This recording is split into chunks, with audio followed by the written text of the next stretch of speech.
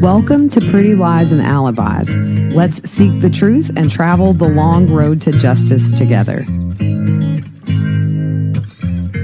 What you know, Alibiers, welcome to another episode of Pretty Lies and Alibis. We're not going to waste any time. Music fact of the day. The song I Will Always Love You, we know, was written by one of my favorite singers ever and my idol, Dolly Parton. But in 1973, she kind of hit a roadblock in her relationship with Porter Wagoner.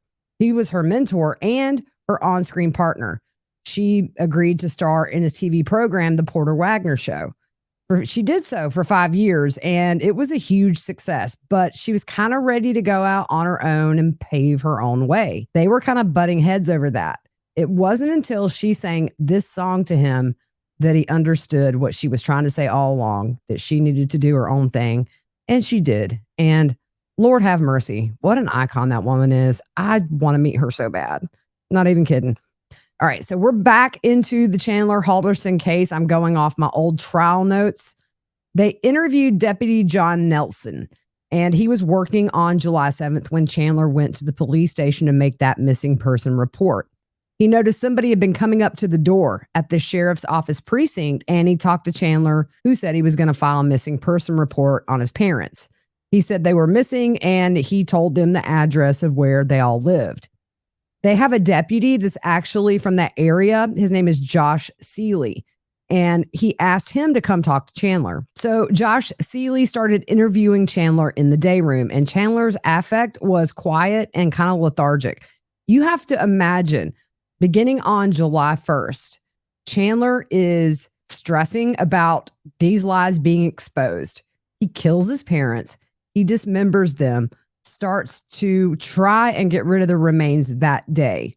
Throughout the course of that week, you have to consider Chandler was regularly seeing his girlfriend and having sleepovers with her, going to watch fireworks with his mom's coworkers, going to the farm to have 4th of July food, July the 5th, disposing of bodies on the farm. Chandler probably was running on empty. And I think it really showed by the end of this, or towards the end of that week, how careless he got.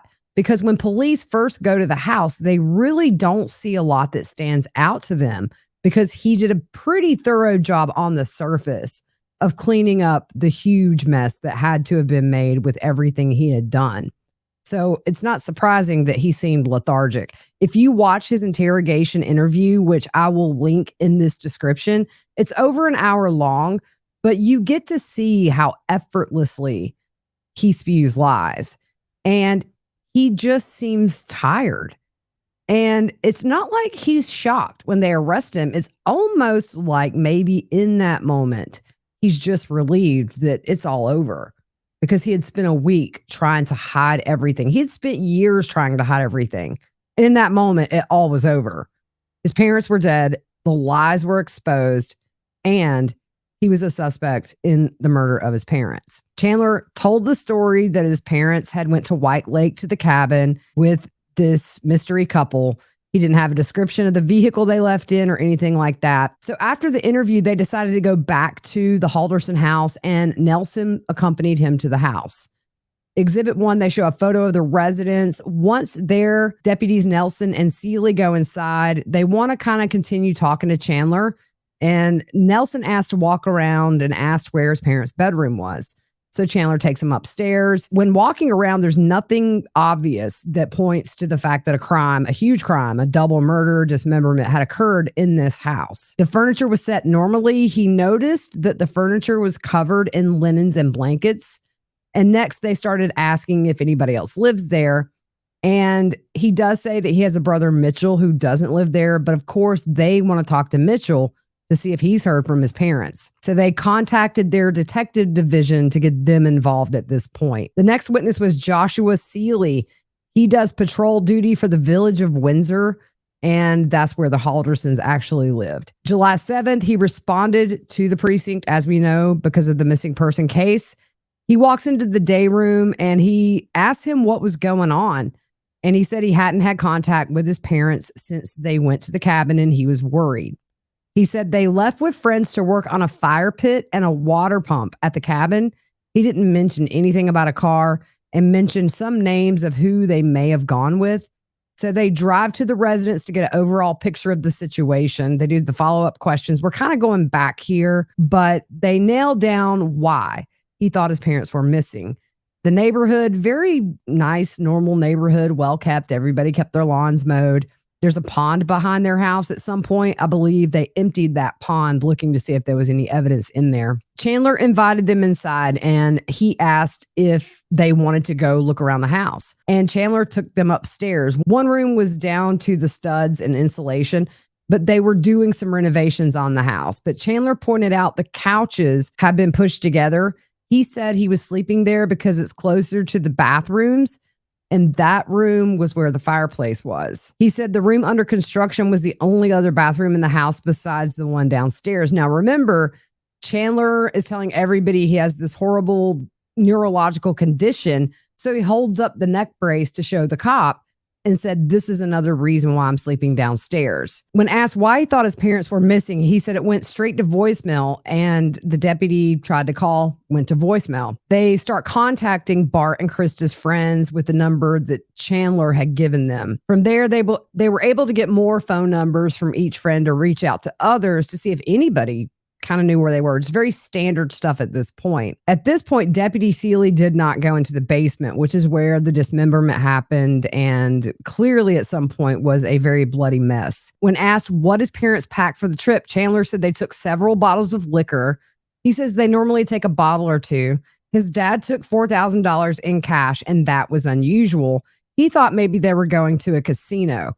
His brother Mitchell, when he testified, he said that his mom would get the pre-mixed drinks from Costco and that his dad was financially conservative, and taking $4,000 in cash and bars of silver is not anything that Bart would have done.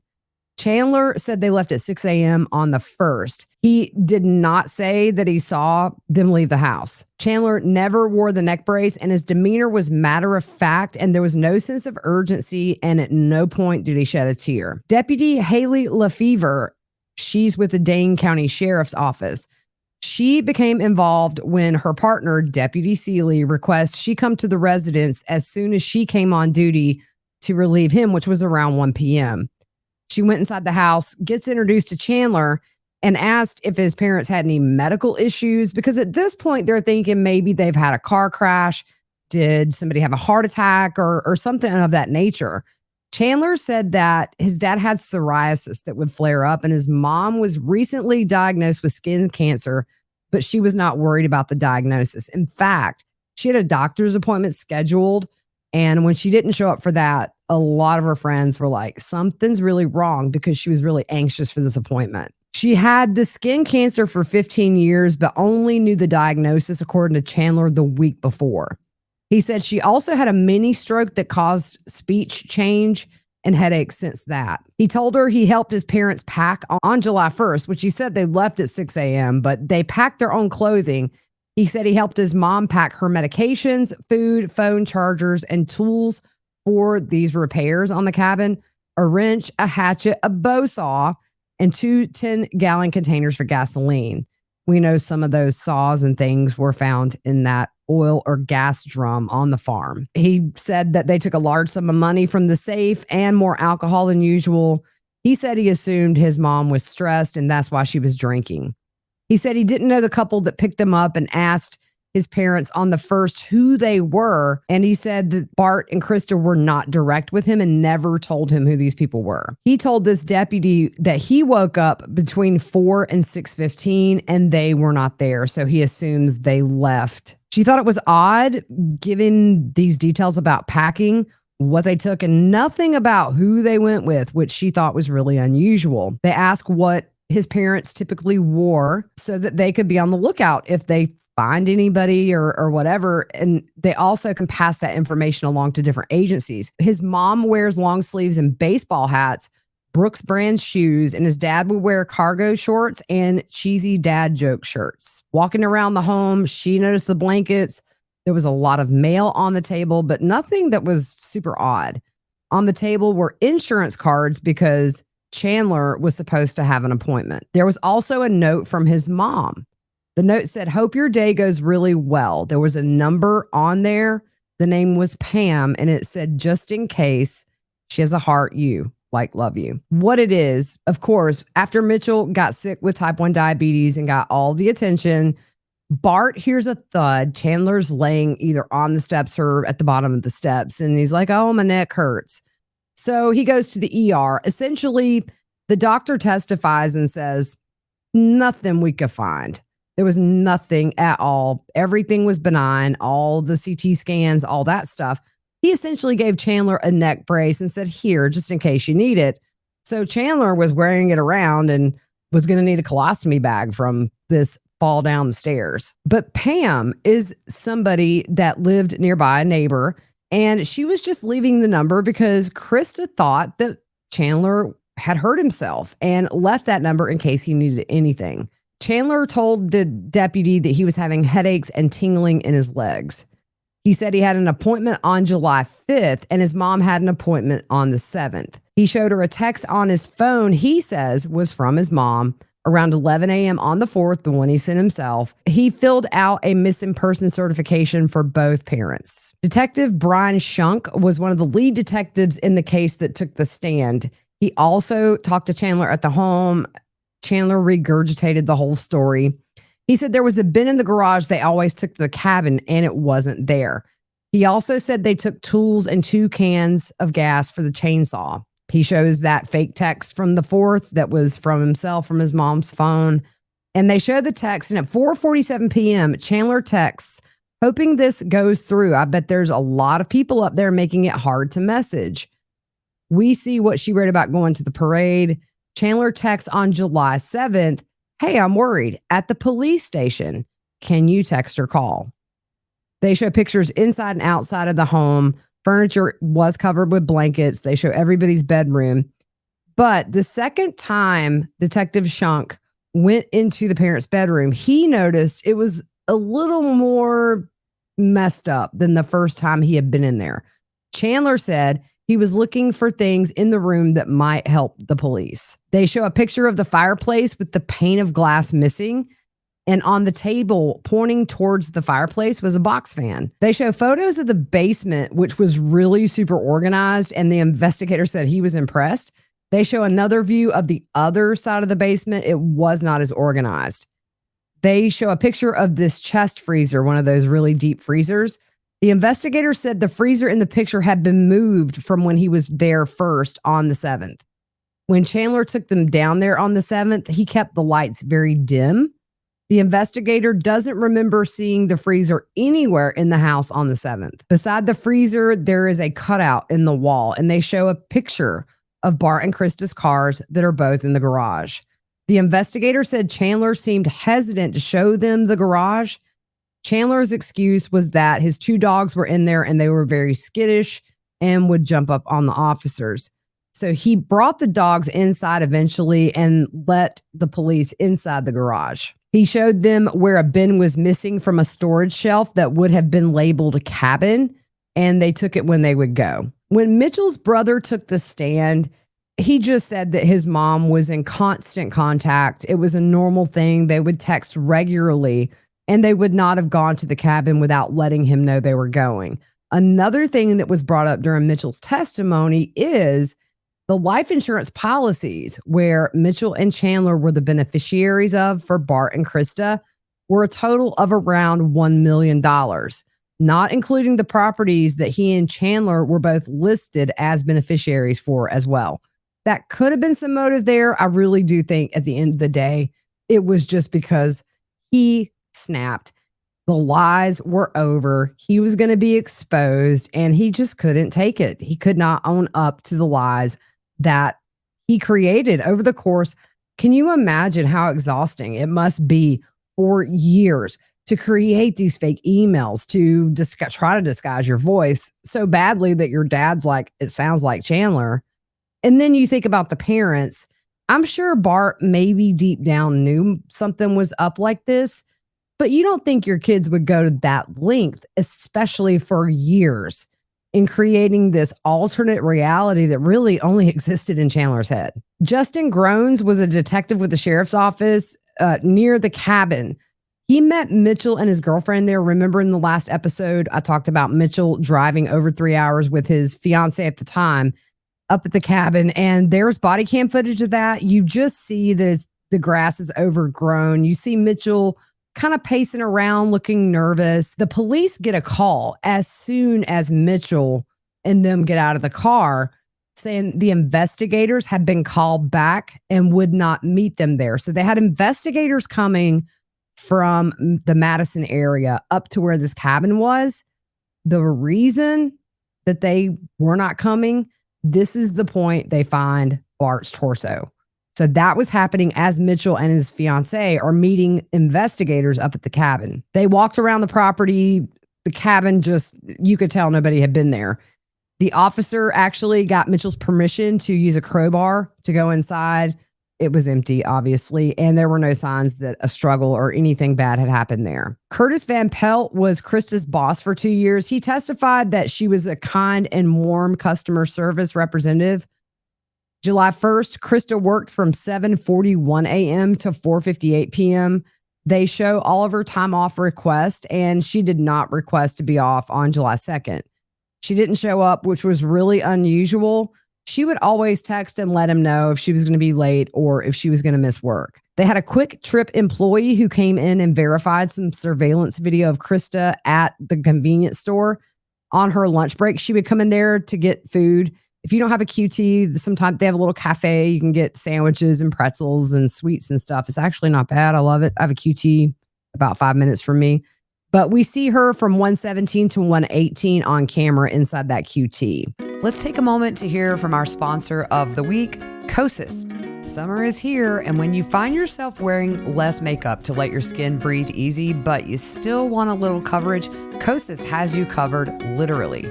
I'm pretty sunburned right now, but I still need under eye concealer that isn't thick and cakes up. Kosas Revealer Concealer isn't your mom's concealer. It's super creamy, weightless, and it's a total multitasker. It's a concealer, eye cream, and spot treatment all in one. Revealer Concealer is packed with active skincare ingredients. It offers creaseless medium coverage and a smooth, radiant finish that looks like your skin, just brighter, more even, and healthier. Take the 5-step shade finder quiz to find out your perfect match. Millions of people have tried Kosas, making it one of the best-selling makeup collections at Sephora. Their popular, award-winning Revealer Concealer has over 1,000 5-star reviews. So, don't choose between wearing great makeup and taking care of your skin. Right now, Kosas is offering my listeners 15% off your first purchase of $50 or more when you go to kosas.com/whattheworld. Go to Kosas, KOSAS.com/whattheworld for 15% off your first purchase of $50 or more, plus free shipping. That's kosas.com/whattheworld. Daniel, who was a co-worker of Krista's, she worked at a body shop, by the way. They became friends. He had been to their home. He also had met Bart. They all kind of hung out together. And on July 3rd, he had heard Krista did not call or show up. She didn't come in on the 2nd and then the 3rd. And he had the day off, and a couple of coworkers had actually texted him to see if he had heard from Krista, and he hadn't. So Krista never said she was going to the cabin. So around 4:40 p.m., he drives to Bart and Krista's house to see if she was there. It was weird. She didn't show up to work, and he was just checking in. He only lived a couple of miles away. So he knocks on the door with no response. So he peeks in the house and sees a table on its side. He went to the garage, saw both their cars were in there, and then at this point, Chandler comes to the door. They talked outside the side garage door. He said Chandler looked like he had just gotten out of the shower. Chandler said that Bart and Krista weren't there. They had went to the cabin with an unknown couple. He said that Chandler had a bandage on his large toe and said he broke the glass around the fireplace playing with dogs and said there was blood everywhere. They exchanged phone numbers to kind of keep in touch. And he said at that time, the story made sense, so he just left. Daniel followed up with Chandler on the 4th, asking when Bart and Krista were expected to be back home. And Chandler later calls him and wanted to know what he was doing because he said he was bored and wanted to hang out. Chandler really was trying to put himself in places to have alibis and also, I think, to keep suspicions at bay. So maybe if Daniel sees Chandler's not freaking out, maybe Daniel doesn't start to freak out because This is the first person really that has asked, where are they? Like, this is weird. And not only once, but he's called him again. So I think Chandler maybe felt the need to reassure Daniel all was well. He told Chandler he would let him know when they got home and they would be with neighbors in the street doing 4th of July fireworks. So he had hung out with Chandler before with his parents, but never alone. Chandler came over at 8:30 that night with his girlfriend, Kat. They shot fireworks and they hung out in the driveway. Nobody had any burn injuries from the fireworks. He next talks to Chandler on the 5th. Be sure to remember about the burns. Chandler said Krista would be another day late and asked if he could ask for another day off for Krista. On July 6th, Daniel follows up with Chandler again about Krista's doctor's appointment, which he knew she was looking forward to, and asked Chandler to have Krista to call when she got back in town. He later on texted Chandler and said Krista was in danger of actually losing her job if she didn't call in. Chandler said he would file a missing person report if she didn't show for her doctor's appointment. At this point, Daniel is starting to get worried because Krista would never just not show up for work and she would not have missed that doctor's appointment. Dan and Chandler go back and forth saying someone was going to the cabin to check, and Chandler said he called Mitchell, and, Daniel's like, if you hear anything, please let me know. Dan said that Chandler's affect was like he wasn't concerned. Pam Sidewell is Krista and Bart's neighbor, and she's a good friend of Krista's and an ex-coworker's as well. She was the Pam that was listed on the note for Chandler to call if he needed help. She knew Chandler and Bart. They did things with Bart and Krista. She knew of Chandler, and he did some odd jobs for her mother. Towards the end of June, she knew Krista and Bart were worried about the fall that Chandler had. And Pam was told that he had a concussion and also that he had been to the doctor. Next week, she texted if she would be around because Krista was going to be at work and Bart was going to be at the dentist. And she wanted to make sure Pam would be available if poor little Chandler needed something. Krista never talked about going to the cabin for the 4th and did not ask her to keep an eye on Chandler. She found out Bart and Krista were missing from a voicemail from a deputy. Chandler never contacted her. Detective Bill Hendrickson from the Dane County Sheriff's Office looked for signs of life for Bart and Krista so they could just kind of get an estimate of the last time they were active on anything. They checked bank accounts to see if there were any purchases that could indicate they were alive and using their accounts, but there were a couple of charges, but there was nothing after July 1st. The next witness was Kat's mom, Dulce. She was so nervous, y'all. It was so hard to watch. At one point, she was going for the water and grabbed the hand sanitizer. I mean, these people are put in these situations where they don't ask to be put in these situations. And now she's having to testify. Not only that, but this man's torso was found on her property. That is her home. That is where her and her partner lived life and enjoyed that farm. And now you've got this weight, this evilness that happened there. And I don't think I could live there after that. I'm curious if they still live there. But Kat dated Chandler for 2 years. She said Chandler was working during the time that Kat and Chandler dated. He said he worked for the DNR as a diver and then told them he got that second job at the insurance company. And he told them he only needed 1 credit to graduate. Liabilities. Between May and July, before the murder, she knew that he had gotten this fake job at SpaceX. And he told them he got a Tesla and he would make good money. He showed an apartment to her on his phone and said that that's where he had put a deposit for him and Kat to live. He asked her for permission for Kat to move to Florida with him. And she was a little worried because that's her only daughter. So the weekend of the 4th, they all had plans to get together at the farm, take a swim, eat some good food. She said she lived there part-time and the farm is like paradise to her. She said it's peaceful and green with a bunch of flowers. And she gets very emotional at this point because, like I was just saying, that was her little sacred place with her partner. The next day, she knew Chandler went back to the farm. Kat texted her and said he was coming. Chandler had never been to the farm before without Kat. And when she got there, Chandler was talking to her fiance. She said he looked tired and sleepy and did not look good to her. He told her fiance that he didn't get the SpaceX job because his brother got sick. Yeah, blame Mitchell, the blame game. This dude blames everybody but himself for all of his problems. He also said his little fall prevented him from going. I'm going to tell y'all, my kids got worse knots on their noggins from hitting like the corner table than Chandler got from his fake fall down the stairs. They were asking him how they could help because he seemed depressed. Chandler excused himself to go swim and he went by himself. He was supposed to go to a doctor's appointment, and as a mother, she said she was upset with Krista for not being there for him at that time. They went to check on him in the pool area after about 30 minutes, and she said her and her partner used the lawnmower to ride down to where Chandler was supposed to be at the pool, but they didn't see him. So they turned and saw the car backed into that grassy area, which is where Bart's torso was found. She thought maybe he was asleep because the trunk was open. So they take their little lawnmower and they go ride by the car. And they didn't see Chandler in the car or anywhere around. So her fiance was a little bit upset about that. But ultimately, they decided to go swimming. I wonder if Chandler heard and saw them coming near his car. I bet he thought the gig was up right then. We'll never know, but that was something that I've always thought about. While they were in the pool, they finally see Chandler around the side of the barn, and he asks if he could get in the pool with them. And she said no, because at that point, her fiance did not have a top on. But Chandler got in the pool anyways, and he had shorts on and his shirt was off. Once he was in, he was kind of looking towards the horizon, and he was going underwater and kind of splashing over his body like he was cleaning off.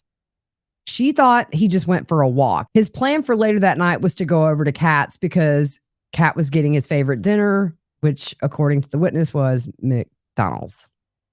She was in the pool with Chandler for a total of around 15 minutes, and Chandler didn't swim. He just kind of got out, and she said she was relieved that he got out. He left and went to his car. Chandler told her that his parents were going to the cabin, even though at this point, they're already dead. Bart's torso is in their woods. On the 5th, she did say when he was at the pool, he acted way different than he normally did.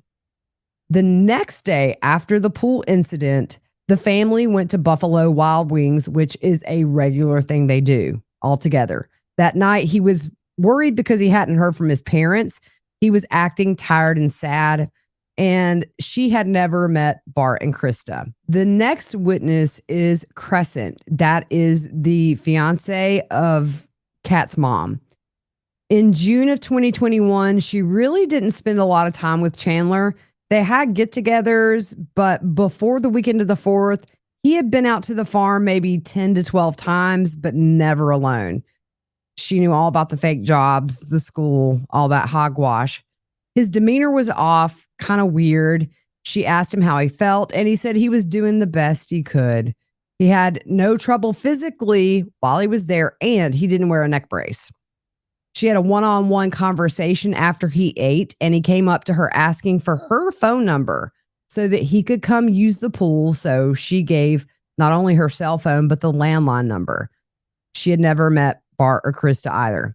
On July 5th, the day he comes alone, the first interaction she had was she opened her window and sees a car in her driveway. She didn't recognize it, but she sees Chandler standing in her driveway looking kind of spaced out.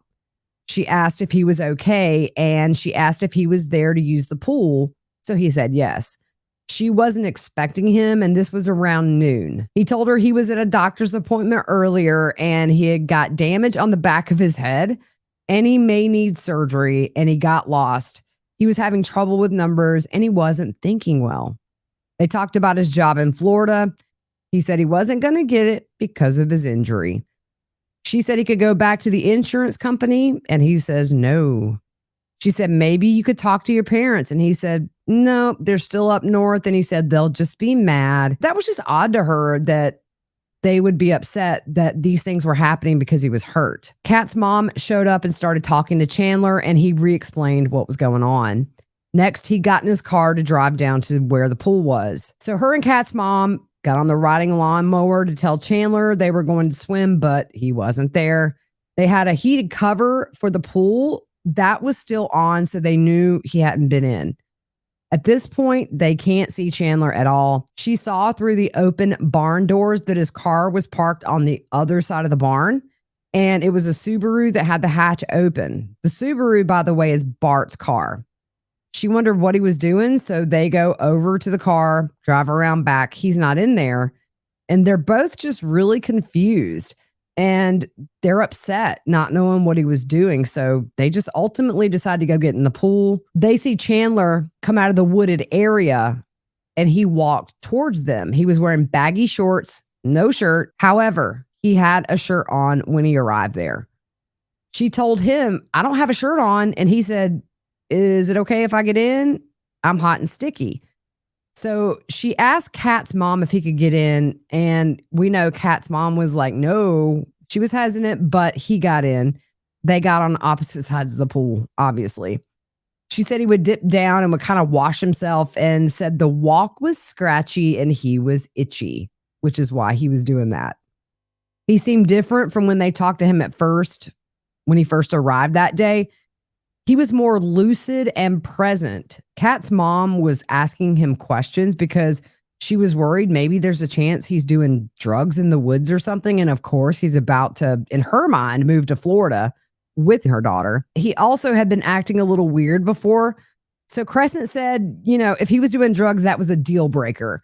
And he said he didn't do drugs. When he got out of the pool, he kind of acted like he was in a hurry because Kat was getting dinner. And then the time gap from when he left to go to the pool to when she saw him coming out of the woods, according to Crescent, was about 45 minutes to an hour. Later that day, she found out he had actually tried to contact her to come over from a message on her landline, but she didn't get that. But they did play that voicemail in court. It says, "Hi, this is Chandler. I just got back with some pretty terrible news from my doctor, so I was wondering if I could come by. I don't know, take a couple of laps in the pool or hang out. I'm not having the most ideal day, I suppose. So call me back." He gives his number. "Thank you. Bye." He doesn't mention the fact that he's going to leave his dad's torso there, of course.